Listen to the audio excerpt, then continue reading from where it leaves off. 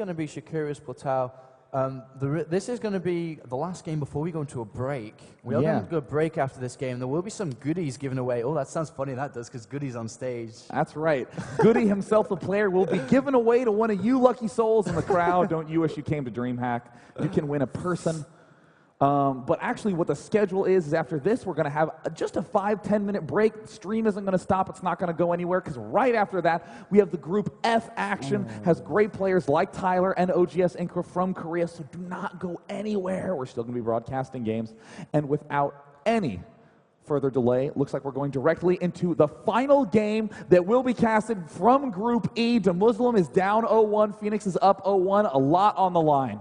A lot on the line. Both players really need to pull out everything in this game. If we can please make some noise for MTW DeMusliM to come back from his 0-1 loss. And please make some noise from Fenix traveling all the way from South America. We have Fenix, the Peruvian superhero, in the bottom left position as the blue Terran. In the top right, we have MTW DeMusliM. DeMusliM. DeMusliM. Well, I will admit that I've had many conversations with the extremely kick-ass player, Liquid Jinro, from Sweden. Of course, any Jinro fans in the crowd? Jinro, who of course, thank you so much, Jinro, the pride of Sweden. And he had, I could listen to him say DeMusliM all day. So funny. I was playing with DeMusliM. Were you indeed now, Dr. John? But either way, the players in this game are, in fact, Fenix and DeMusliM. And honestly, I think that DeMusliM is feeling very, very irritated. Well, he gets cheesed in his first game coming here to DreamHack, and he gets cheesed 2-gate in his base. I'm pretty sure he's not very happy about that. Yeah, and I'm sure we're going to hear about it later on today also. This matchup, though, Terran versus Terran, extremely interesting.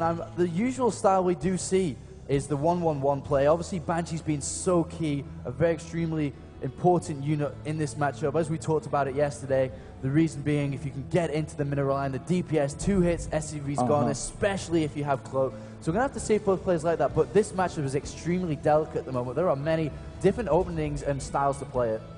Yeah, you know, and I want to talk a little bit about the best of 5 psychology, even though we're just doing best of 1s here. Oftentimes, in a series, if you have completely won a game and it is 100% certain you're going to win, oftentimes the best choice is just to sit around and wait and not try to attack for the final win because you want to wear your opponent out. The reason I bring this up is because DeMusliM played a game where he literally was at the biggest insurmountable uphill battle for 15-20 minutes. He was convinced that he was going to lose for 20 minutes, and then the loss finally happened. So his mental state is just absolutely shattered going against Fenix, who's an extremely confident TV tier. Fenix putting down the second refinery before the factory this time. Also getting the tech lab onto the barracks. So I'm going to guess we are going to see a Reaper being pulled out so he can scout into the base of DeMusliM. On the other hand, DeMusliM going for the factory instead of the second refinery. I suppose he will be putting the second refinery down now. It has been put down. So we are going to see this. He really needs to get it. Well, Fenix really needs to get inside the base with this Reaper to make it useful. And actually, I love Reaper openings in this matchup because you get in there, you don't use a scan for one, you don't have to use a scan, you see all the information you need, and you also have the chance to take down a couple of SCVs to put yourself in the lead. And what's great about the way that Fenix uses those Reapers is to just take these Xel'Naga towers if all else fails. So he has a good amount of map control, can definitely prevent any SCVs or Marines from doing any scouting action. And, you know, also most usefully, you have this Tech Lab add-on that's so critical in the early stages, also getting 1 Marauder up. But in the meantime, I will say, I love watching DeMusliM's Terran vs. Terran. He does very low-tech, big Marine, Hellion, Medevac plays at the start, and given this positioning, wouldn't be surprised to see a faster expansion. Yeah, I'm not sure how he's going to play this out, actually. The Reaper, though, just holding this Xel'Naga tower, will be looking to go forward. 1 Hellion has been made, and now the Tech Lab. This, to me, the timing of actually hold that thought, because the Hellion's going to run straight into the Reaper, and he's got to be careful because the Reaper does a lot of damage to this Hellion and can actually take it out. He's got to be super careful. DeMusliM does retreat, but he knows the Reaper's there. Should be actually moving a couple of Marines into his base so he can defend against this. But as I was saying, the timing of it, where you get the one Hellion out and then the Tech Lab on the factory, the timing for it is perfect, so you can switch it up with the Starport, and a Banshee is being made for DeMusliM. Now, this is a very unusual play by DeMusliM. He is getting the very fast Banshee, which is standard, but the very fast Stim is not. Very, very funky way of playing right now. We see Fenix is doing his very usual build, hasn't really changed this much in the last 2 months. Loves this style. He gets all the necessary add-ons he wants, can produce Vikings, Marines, tanks, and whatever composition he wants just by playing the swap-a-roo game with those add-ons. But DeMusliM is going to be doing a very funky push, and that is a big scam by Fenix. Sees everything, sees the engineering bay as well being put down just in case. Are we going to see, we haven't seen the Starport from Fenix being switched to this barracks yet. He is opting just to go for one Viking first, but he does have this command center being put down, and 2 Hellions are on the move in the middle of the map. Gosh, such great movement there by Fenix. Whoopsie daisies. Well, the Reaper, I hope, scouted everything that he wanted to, but in the meantime, I think Fenix is going to be a little taken aback. This is actually an extremely strong push coming up by DeMusliM. I've never seen an aggressive push, or actually, wow, look at how aggressive a one-base play that is. It is extremely aggressive, and he is adding another barracks on a reactor onto the factory also. He's got to be careful with this. Stim is just about done, so the timing on this is waiting for the Stim to finish. DeMusliM now moving up the ramp, and because of this expansion, he sees exactly how much is there. There is no siege mode for this tank. He's got to be super careful and use his units well. And there's the Stim moving right in, picking off a lot of those infantry, but this Banshee is the scary unit doing so much damage, and DeMusliM manages to break the front. Not a lot of units remain. Those Marauders can do huge damage to everything that is about to pop out from all of these structures, so DeMusliM has a little bit of an opportunity to do some damage. That Hellion can take out a lot of SCVs, and look at DeMusliM accidentally double stimming. Oh no, a huge mistake, and there is how Fenix is going to defend against that push. Oh gosh, the double stim's so painful to see. And now Fenix is going to actually be quite a way ahead with this expansion. I mean, that kind of attack DeMusliM threw it at him was meant to kill him. The timing of it was perfect, waited for the command center to be done, so all his resources was put into that. The stim was done. Unfortunately, he did double stim and not manage to take him out. And now the second base from Fenix is going to be put down and start mining. DeMusliM knows this and slaps down one for himself. Now, DeMusliM is by no means behind after that push in the resource station. We see DeMusliM is actually a little bit ahead, still favoring that very low-tech mix, not really favoring getting that many tanks. Now, what Fenix loves to do is he will get lots of tanks, put them in great defensive positions, and then use all his Marines and Marauders to do tons of dropping, harassing, poking at every angle, and also a Banshee, another very classic Fenix play. And it's kind of funny because Fenix really, again, has not changed this style in months. He is so talented with knowing how to pull this off. And we do have a Medivac coming down here on the bottom of the map with 2 Hellions, a Marauder, and a couple of Marines. Actually looking in the base of Fenix, all his units are on the natural. So this actually could do a lot of damage to this mineral line, and this is what DeMusliM needs, especially because he's a little bit behind in the economy, having a later expansion. So here he comes in, and Fenix doesn't really know, and he's going to take a lot of damage here. Oh, very unusual drop timing by DeMusliM. Actually, everything DeMusliM has been doing has been extremely unpredictable. Fenix getting caught off guard time and time again. Very uncharacteristic of him. There's the stim. He really wants to take out that extra supply depot, but he is going to have to back off at the last second, and that depot is on the burn down track. This is kind of interesting, actually. He is going to get the supply depot. Oh, no, is he not? He doesn't get it. No, a key mistake by DeMusliM trying to take out the depot, but loses everything instead.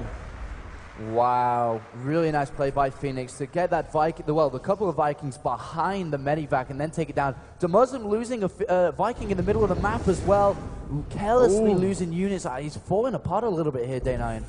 Yeah, definitely the nerves getting to him a little bit. There's the 2 factories out right now.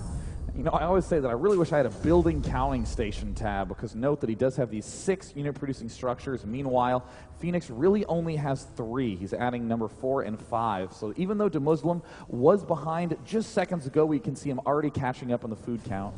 Yeah, the SCV count's identical right now. DeMuslim's still 1 SCV ahead. This expansion managed to get down and start pumping out SCVs so we can continue to produce all these SCVs to keep in the game. On the other hand, look at all these units being doing. Look at the production tab. +1 infantry weapons is being researched by DeMusliM. And it looks like he has these 2 missile turrets here. He needs to be very careful with that Banshee. It's going to be enough to keep the Banshee away, especially with this Viking here on Shakuras Plateau. You have so much space behind your expansion. You do need a lot of extra turrets. This bottom area that Fenix has doesn't actually have as much space. A nice little benefit from him. And we do have a drop kind of, well, I don't know if this drop is going to work at all. At the bottom of it, we do have Fenix with a couple of Marines. They were in the Medivac. They managed to come out, and it looks like he's not going to bother to drop, but go for some kind of containment. These Vikings are in position and will give him a slight edge, but no, actually they won't, because DeMusliM actually has the Viking lead at the moment. So he's got to be careful.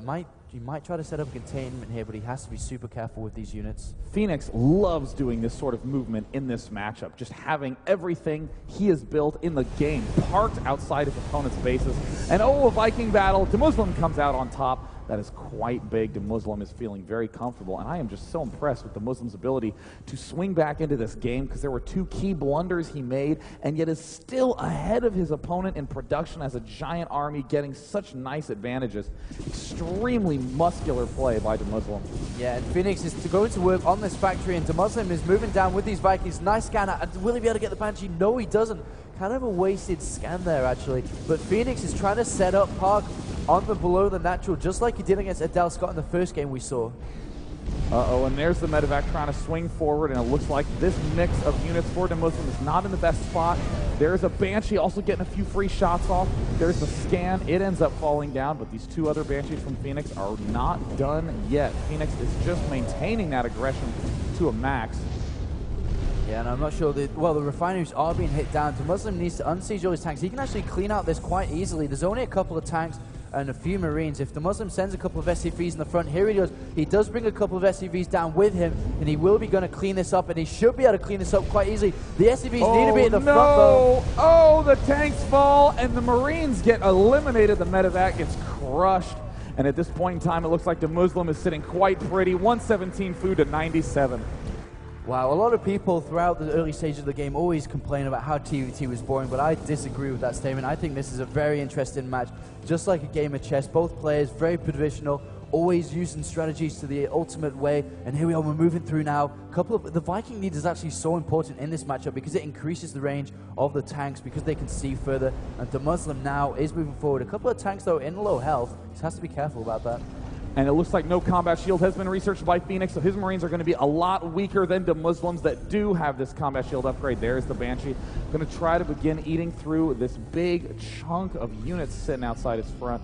Very tenuous positions. Look at the range on those tanks, just inches away from one another. And at the same time, DeMusliM's setting up this line here just outside, but at the same time in his base, he has a command center that's 1,000 out of 1,500 HP. A little bit faster than Fenix is, we see on the left-hand side. Yeah, I mean, if we even go to the resource tab, look at how quickly DeMusliM is pulling ahead, even getting this third command center, and this huge amount of Marines and Marauders being produced in DeMuslim's base is going to be very, very hard to deal with. DeMusliM is in just a commanding position.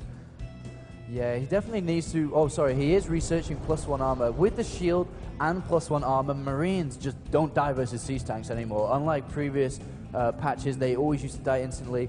So as soon as this +1 is done from the armor upgrade for the infantry, his infantry are going to be able to just to stem and walk up into the tank line, and then his siege tanks siege below that and be able to take this out quite easily because he is so far ahead in food. 162 to 134 now. It looks like another factory going down for Fenix, just going to try to rely on superior tank positioning. I'm still very concerned about the fact that Fenix has not gotten the combat shield upgrade. So important for those Marines, just like you were saying with the armor being so useful against those tanks. The +10 life helps so much as well. There's a very nice move by Fenix, managing to take a little bit out to bait some units and get one free tank kill. This third base is up now for DeMusliM, putting a couple turrets down there because of the roaming Banshees, as also Fenix's base is down too, adding the 2 refineries onto it, but soon this engagement in the middle of the map is going to happen. It is inevitable. It will happen. I'm curious to see if DeMusliM will wait until +1 armor is done and then push into it, or if he'll just sit there and expand further. Now, it looks like Fenix is going for a little bit of a medevac drop up here in the Northlands. but hasn't done too much with it. He's actually trying to sneak around both sides. DeMusliM does know that something's up, and here's the very nice stim play. Going to just deny this a little bit, and oh no, what great movement by Fenix. Oh no, what bad movement by Fenix. There he's going to end up unloading right into those Vikings, and it looks like, oh no, he ends up losing the medevac. DeMusliM comes up to clean this mess up, but in the meantime, this expansion's under heavy fire. Yeah, that's the thing with expanding here, rather than where Fenix expanded, is that this ledge up here is so abusable, and that is definitely being abused for DeMusliM. It's happening here, and Fenix deciding to go for a 4th base now as well, really pushing ahead. Armory being made by DeMusliM so he can further upgrade his infantry upgrades, but very nice play by Fenix, and he's edging closer to DeMusliM. A couple of siege tanks are in range. DeMusliM will lose that tank. This other one isn't quite in range, though. It only has 1 HP left. And it looks like those back line of siege tanks are slowly edging forward. Oh my goodness, Fenix really exploiting the usefulness of these tanks. And Fenix did get a lot of kills on those SCVs.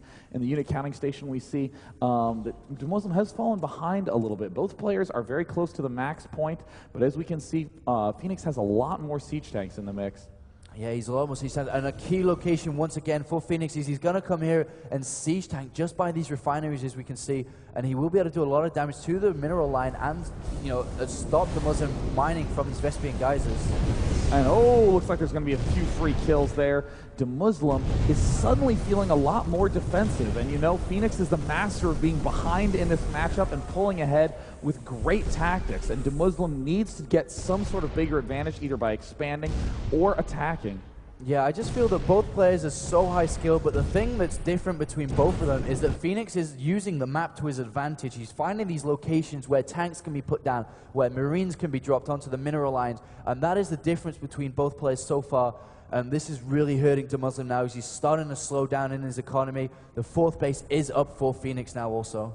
Yeah, it's so important to have the good mix of units in the late game. It looks like Fenix is favoring a little bit more of tanks, big, heavy lines, and expanding. But DeMusliM just got a lot of Marines and Marauders and couldn't really break through and do much with them. DeMusliM looks like now he's trying to move up here to this high ground ledge. Such a smart move. I mean, DeMusliM really desperately needs to pull some miracle with these units to swing ahead. Yeah, definitely. We look at the food count, 196 now to 192 off DeMusliM. DeMusliM slightly behind, but now is the time for him to do it. And he decides he's going to commit everything into this attack, running into siege tanks. The remainder of Fenix's forces come from above. It looks like those SCVs are doing a lot of damage. I can't tell who's going to come out in the lead. The tanks from Fenix are trying to swing down, and it looks like DeMusliM will be able to siege up with these tanks. The Marauders trying to do damage. DeMusliM has broken through, but doesn't have enough units left to commit, and it looks like still a fairly even trade at this point. A fairly even trade, but the difference between both players is that Fenix has these expansions up and running, where on the other hand, DeMusliM doesn't quite have this. This 3rd base of his has not been optional. I mean, the refineries aren't been up there. He has all these bases down there, but nothing's happening. It looks like Fenix is moving in with SCVs as well to clean up DeMusliM, and DeMusliM now is on the back foot. And DeMusliM only has 46 workers, committed so many into that attack. That's how he was able to break that entrenched position by Fenix. So this is going to be an economic nightmare for DeMusliM. He needs to find some edge to swing forward, and it looks like this push is going to have to be the one that does it. But there are more units swinging up from Fenix, but again, no, plus 10 life for Fenix. He did not get the combat shield, and suddenly Fenix's expansions are vulnerable. They are expandable, but it is a planetary fortress. He can't really do that much damage to it without siege tanks. He's got to be careful. Siege tanks are at the front. Oh, is he going to stay alive?